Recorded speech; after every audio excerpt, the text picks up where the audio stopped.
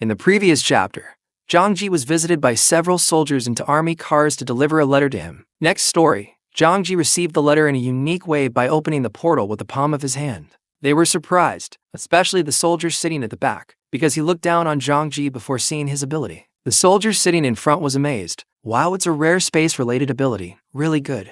With a slight smile, his leader gave Zhangji one day to make a decision. There are only 19 hours from now on.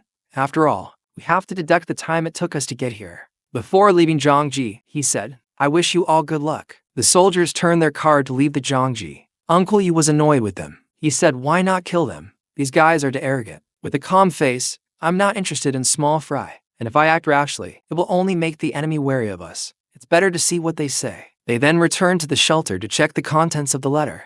While walking, Uncle Yu was amazed by Zhangji's thinking.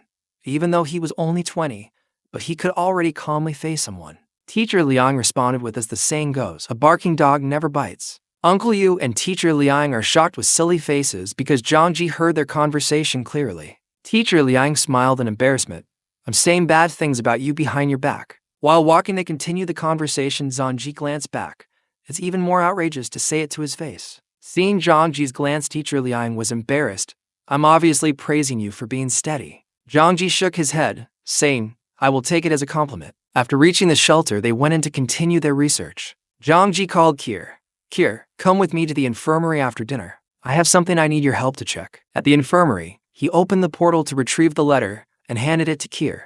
Kier checked all the parts where the letter was feared to be trapped. After a few minutes of checking, there is nothing wrong with the document bag and it can be opened. But Zhangji didn't want to hold the letter by hand. He used chopsticks to open and take the letter. He remains vigilant before reading the contents of the letter. Jin wears a helmet to be safer. He started reading. Tianhai City has now experienced a painful war, with a large number of people killed and unable to fight against local forces. As friendly residents, the three major forces in Dae's city are willing to come to assist in defense in the spirit of humanitarianism, so please do not refuse. He was instantly happy and laughed loudly. What a high-sounding reason. These people are really interesting. You'll be able to write such things. They must have worked in the unit before. Kier became curious about the contents of the letter because she saw Zhangji laughing loudly after reading the letter.